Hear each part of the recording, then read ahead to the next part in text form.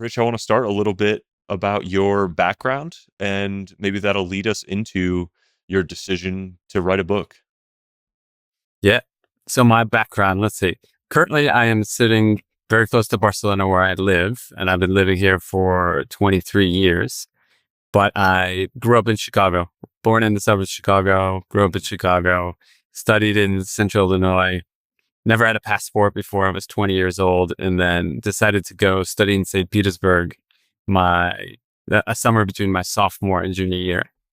And that just opened my eyes to the rest of the world and decided that I wanted more of this because I love languages. I've realized I love traveling.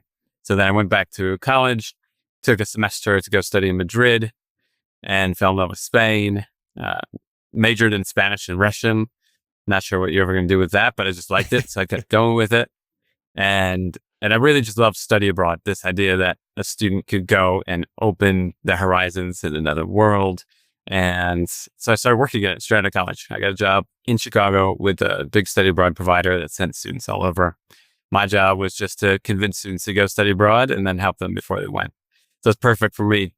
But I was really missing going abroad. So I took a summer off and led a group of high school students in Spain for 3 weeks. Loved it. Still wasn't enough. So I came back, was working again, took the next summer off, went to Milan, Italy for an internship for the summer. Still didn't quite have enough. Following summer, went back to Spain with another group of students, leading them in a different part of Spain. And I was doing my master's degree at that point in Chicago. And the opportunity came up to move to Barcelona and start working here with that study abroad program. So I moved to Barcelona, dreams come true, and was working for them for about 5 years, started doing some intercultural consulting, started teaching for students abroad.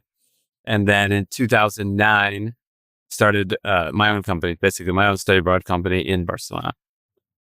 And here I am 16 years later, married to a woman who's from England.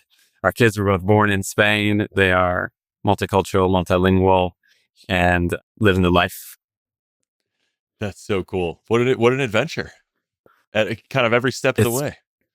yeah, it's been incredible. And when I look back at it, it seems like kind of everything I've done has led up to this point. Maybe that's easier looking back on it. But again, what do you do with the Spanish and Russian double major?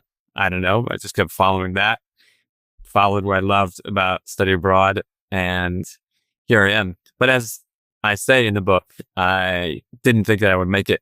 In fact, after about 5 months when I moved to Barcelona, I almost turned around and went back to Chicago and quit and gave everything out. Mm. But spoiler alert, I didn't. I'm still here. And You've been building this company for, do you say 15 years, 16 years? this is our 16th year. That's right. Yeah. Wow. And what does a study abroad company do? So we bring students from the US, university students from the US to come study in Barcelona. Okay. Maybe it's for a semester, maybe it's for a summer, maybe it's just a short-term program or an internship.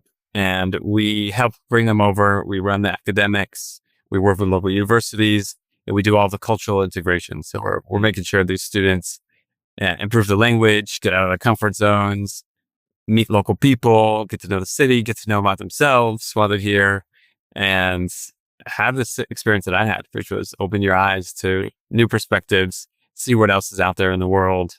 And then it's just such a rewarding, fantastic job to see students when I get here and then see them when they go, and the transformation.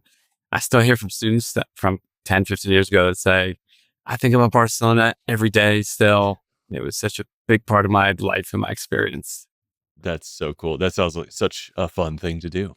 So how did that, 16 years in, how did the idea for a book come around, and why was this the moment that you chose? The moment came a little bit because of COVID, Mm. because as you can imagine, during COVID, no students could travel. So we had a big pause. We were on, the company was just going up and up, and then all of a sudden, nothing. We Yeah. sent hundreds of students home, and then nobody could even come into Barcelona. So I had some time on my hands, and at the time I was writing a cultural newsletter that was all about sharing tips and strategies for increasing cultural awareness. This is like what I love to do in my own life and what I do when I travel. and I give workshops a lot. I do a lot of talks on the same idea. I was the intercultural consultant I did for executives. And so I had all this information, and I worked for these great companies that people always said to me, why don't you write a book? Why don't you put it into a book?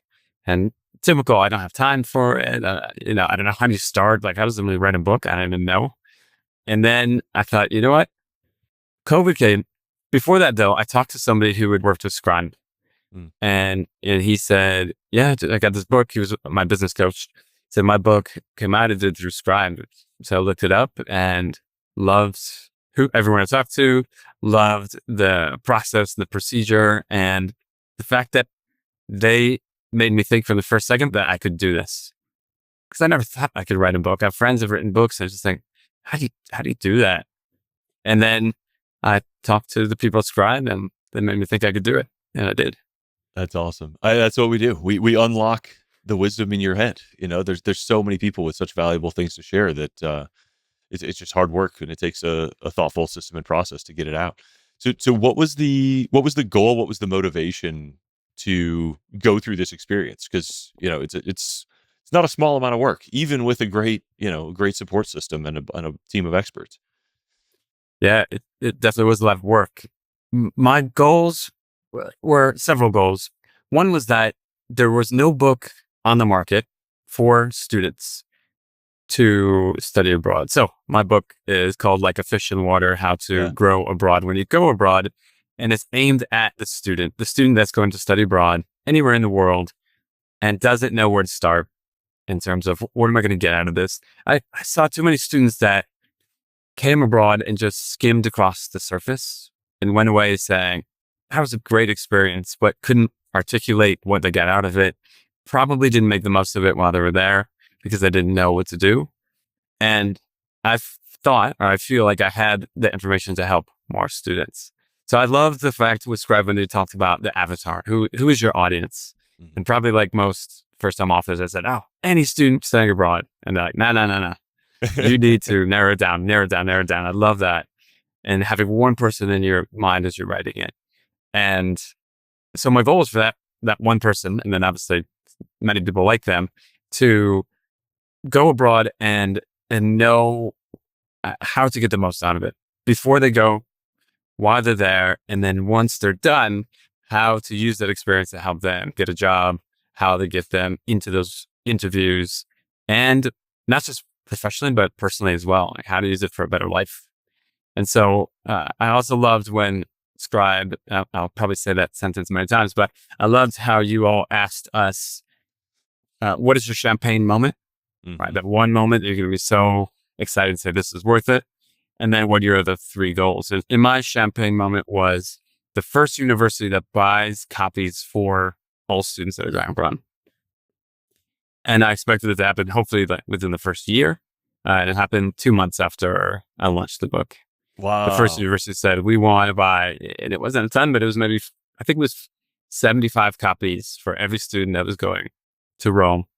I thought, that is so cool, right? Yeah. These 75 students I don't know are going to hopefully get helped by my book. So and my other goals then experience, the shared language, because they're all working from the same thing. So they're sort of expecting the same thing from each other. And I'm sure it elevates the experience for everybody. Yeah. And that shared language is really what I've heard from schools that's been helpful. Mm-hmm. So I'll say that in a second, but my other goals were to have more universities do the same thing, make it required reading.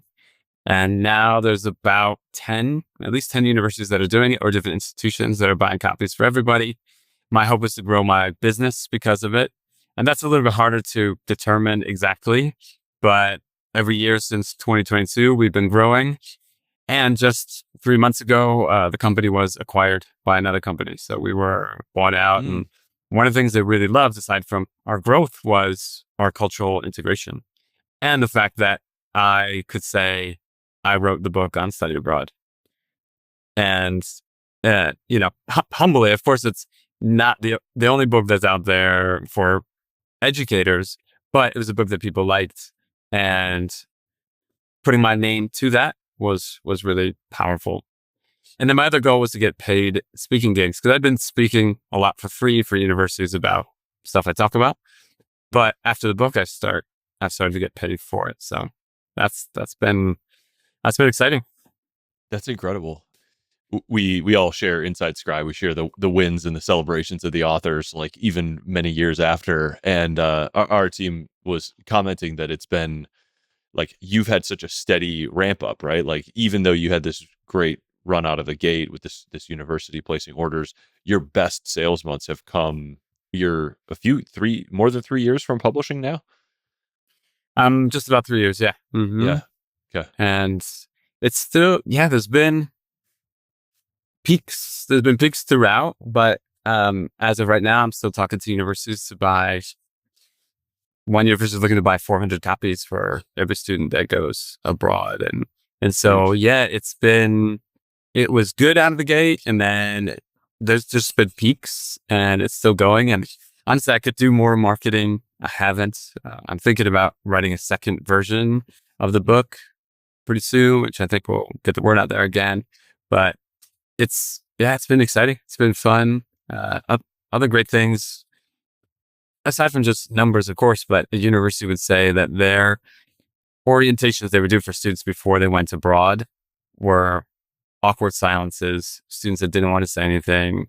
They'd ask about, tell us how you're feeling, and nobody really said anything about it.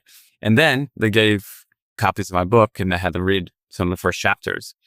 And they said, there's no more awkward silences. The students now have the words to articulate what they're feeling, and they know that they're not alone, and they've got other students in there that are feeling the same thing. And so that's been really rewarding for me to say, wow, this is good. I know what it's like to sit in a room when there's awkward silences, and I know what it's like to give them some activities that'll help them through that.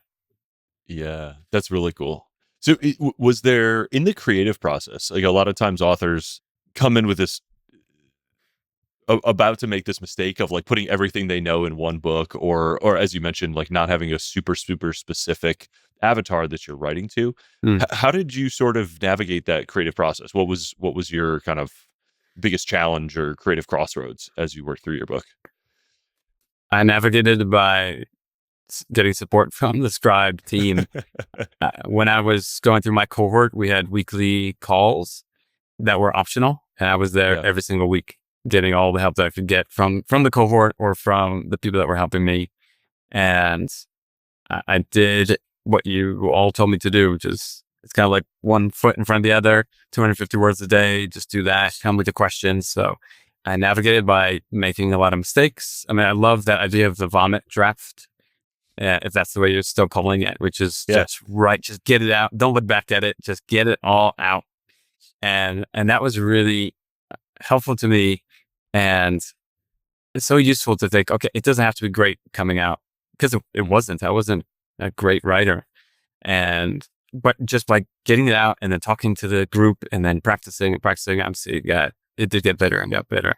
So creative process was fun. It was challenging. It took a lot of hours, but I enjoyed working with the cohort, and I enjoyed working with the people at Scribe to help me through it, and really, really leaning on them for as much support as I could get. Yeah. Did you change your relationship with the writing process as you worked through? I did. Yeah. Because I didn't, my writing was pretty non-existent before then. My writing was emails or text messages, and it's different. Yeah. Obviously, you got to put it on a page.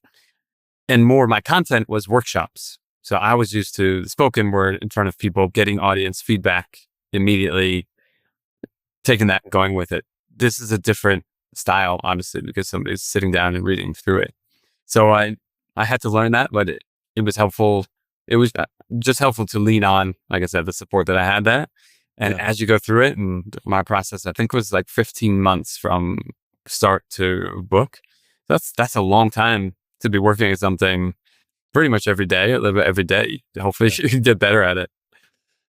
That's a pretty good timing though. There's plenty of people it takes years. So 15 months is pretty much what you'd expect for, somebody who's not a writer writing their first book. I That's great. pushed, I, I pushed myself hard knowing that COVID was that pause Yeah. that I used, I took advantage of, and that was going to end soon. And the students would be coming back, and my daytime job would take a lot of my time. So I really said, I got to get this out. Yeah. You may have mentioned some of these before, but I always think it's interesting. It's very hard to predict what exactly is going to happen when you have a book out in the world, but almost every author I talk to says these like unexplained good things start happening just because they've got like more surface area out there Mm. and people discover them and new opportunities arise, and or they're seen as a different threshold of expert and new sort of invitations appear. What are some of the unexpected good things that have happened in the last couple years, whether you can trace them to your book directly or not? I think I can trace some of them directly to the book.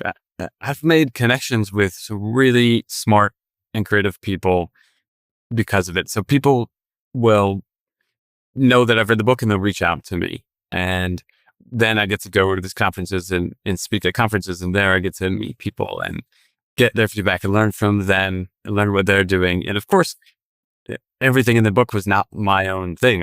A lot of it came from other people, things I've learned. And so I'm constantly trying to learn from other people that can help me with the next thing and however it can help them. That's great. So I've made a lot of connections, and it's pretty funny. I was at a conference recently and we were at the lunch break, and I just sit down, and I was just one of probably 3,000 people there. And sit down next to someone at lunch, and as you do, you introduce yourselves. And then she looks at my name tag and she goes, wait, you're Rich Kurtzman of Like a Fish in Water? I said, yeah. She said, I can't believe I'm sitting here next to you. We love your book. We give it to all of our students. And then her colleague comes and sits down and she says, do you know who this is? She says, what? This is Rich Kurtzman from the fish book. She was like, oh my God. So it was like, it was very strange. I felt like a mini tiny celebrity for about 3 seconds there. But then we ended up talking, and I learned so much from them, and we'll probably end up doing some kind of conference together Mm. because they've taken my book and improved it with their own ideas there. And so it's just given me, I think it's given me an in to talk to a lot of people that maybe I wouldn't have talked to otherwise. And I always enjoy that. And I think it's always helpful for me to learn from people that way. Yeah, I think there's something so cool about. I think generally trying to be famous is a bad goal for authors, but trying Yeah. to be like famous in that one room where your industry gathers is actually a totally reasonable goal, and that's what'll actually really change the trajectory of, your life or your business, is like being Yeah. deeply and widely known and respected among, the peers in your industry. Yeah. It's great. And the fame part of it obviously has sometimes maybe a negative connotation, or it's Yeah. not about being conceited and famous. It's about being able to help more Yeah. people, right? So when someone says, I love your book, it's because it's helping them do their job better. And that makes me just feel really good. Yeah. And the idea that somebody has an excuse to come up and talk to you is really helpful as well, because you're at a big networking event. And if you're not a networker, the worst thing is opening up a conversation, but this is a conversation starter immediately. Yeah, well, if someone has already spent those hours like with you with your ideas, that you have so much in common. This book is like I describe it sometimes like a lighthouse. Like it gathers your people around you, and even if Yeah. it's people bonding over your book without you even there, you're sort of participating in that ecosystem just by giving people this gathering point or this shared language. Yeah, it's cool. Some Yeah. schools are using it as a book club for their faculty as Yeah. well, or faculty that are leading their own programs will use it for their students that they're taking. And they're experts in, I don't know, architecture or international business, but might not know anything about intercultural competence or know much about intercultural communication. So this helps give them some of that knowledge that they can use, which Mm. feels good. I think a lot of authors have this aspiration that you've done really well, which is to reach out to organizations, in your case, universities, but like to nail this sort of bulk sales or bulk sales plus speaking sort of relationship where you turn it into, not just selling one book at a time through, social media or something. Have you picked up any sort of tips or playbooks, or like how do you approach that, opening up a new relationship or deepening a relationship with an existing university? I think it all goes back to who can you help with the book, with the content of your book, and thinking about who are the I don't know if gatekeeper is the right word, but who holds the key to a bigger audience. And that was interesting with Scribe. We went back and forth a lot about who is my primary audience. Is it the student who's the ultimate reader of the book, probably, or is it the universities that would be buying the book for them? Or is it the parents that want their kids to have this book to go abroad and make the investment worth it? And I think it's all of those answers, but really to get the widest audience, it is working with the universities. So in my case, it's study abroad offices or maybe provosts or deans that say, we're making this investment for students to study abroad.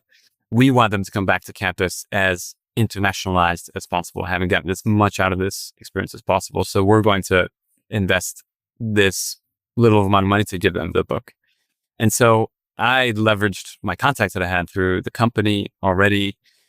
I tried to do as much speaking as I could at conferences and throw in ideas from the book in there. I did some, I think you all gave me some suggestions, like a bonus chapter. If somebody signs up for my newsletter, then they get a bonus chapter from the book in a PDF. And that gets them to say, oh, okay, I like this. Let me see what the rest of it is like.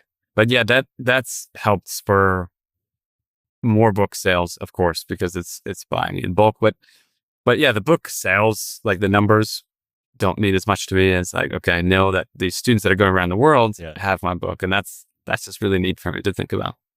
Yeah, it's a romantic thing for this book to be, stuffed in a bag and carried around the world and, know that it's the guidebook to this great adventure. Yeah. I had one person, only one, I was hoping there'd be more, but one person randomly wrote to me and said, your book helped me so much. It wasn't a student, it was a professional who had moved from the US to South Africa. And she said, your book helped me get through the tough times, helped me get to know more people and really take advantage of the time that it was there. And that was awesome. that was really cool. Yeah, that's so awesome. This is it's a really interesting challenge to narrow down that, who, not just who is the specific reader, and then who are the people that can help you reach it. Like if you write a book for the deans, you're not helping the students necessarily, but if you help the students well enough, you're helping the dean do their job to help the students. And so seeing all the way through that and focusing ultimately on the reader and the transformation that everyone is really working together to give to these students and that your book contributes to is, I think that's a place where a lot of people get stuck. And I'm so glad that this story sort of proves out that need to go all the way to the reader and deliver them the transformation. Yes. How can you make the other people look good? How can you make their jobs easier? How can you make them do their jobs better or help them do their jobs better? And if you can do those things, then of course they're going to want to share your book with people. Yeah, I love it. Okay. Do you have, as a now veteran author, what advice would you give somebody who's sort of approaching where you were, 5 years ago, let's say, just like has made the decision to start a book or thinks that they want to start a book? What's your, what would you advise your younger self there about making it through the journey? I would say that first you can do it. I know it sounds trite or sounds like Nike or something, but it's, again, it's this idea of, it seems so out of reach. But I suppose it's like if you want to run a marathon and you get one of these training programs for 6 months that say, start by running 2 minutes today, and then you're going to make your way up. That's a little bit of what it felt like. Because if you just say, I'm going to run a marathon, you can't get out there and just do it. You have to go step by step and slowly. And it helps if you have a coach along the way. So someone that just wants to do it on their own, I would find it really tough. I really loved having that cohort. Really loved having the other authors at Scribe that were helping me out. And so I would say you have to really do what you all said, which was that 250 words a day. Just sit down for the minimum of that. Like if you want to play the guitar, they say just do 3 minutes a day because that sounds reasonable. And then you end up doing not 3, but 5 or 10, and you do more. So instead of just 250 words, you're on a roll, you do 500. And that idea of the vomit draft, just get it out. Doesn't matter if it's good or not, because you'll go back and it'll be edited later on, but just get it out. And then all of a sudden you see, wow, in a couple of weeks, I've got 1,500 words, or I've just written 5,000 words this month. And okay, now we're making progress. So celebrating the small progress along the way, and then eventually you get there. So that would be my advice. And also really what you guys said was, who are you going to help with this book? Who is that ultimate person. And then last, one thing what you all did with us in the workshop that was so good was explaining your fears out loud, talking about your fears, and then working through, well, is that actually a legitimate fear, or is it something you really probably don't need to work? You really, actually, that's okay. You can set that aside. That was helpful too, because I think probably everyone doubts themselves. Yeah, it is a very interesting exercise in wrestling with what you think you know, and then having the courage to put that out there. I mean, it is this weird form of prestige arbitrage where like a lot of people know what it takes, have the ideas in their head that would go in their book, but so few people are actually willing to, one, do the work, but two, have the courage to like put their ideas out there on paper in a way that others could judge them for, and Mm-hmm. that takes this huge courage and this overcoming of these fears and processing the feelings and like identifying, labeling. But if you stare that fear in the eyes, it tends to go away. Like it tends to be a mirage, and it's a Yeah. huge part of the process. And when you talk to the other people, everyone else has got that fear. And if they don't, Yeah. then you probably wonder what's wrong with this person who thinks that they know everything and everyone's going to love their book right away.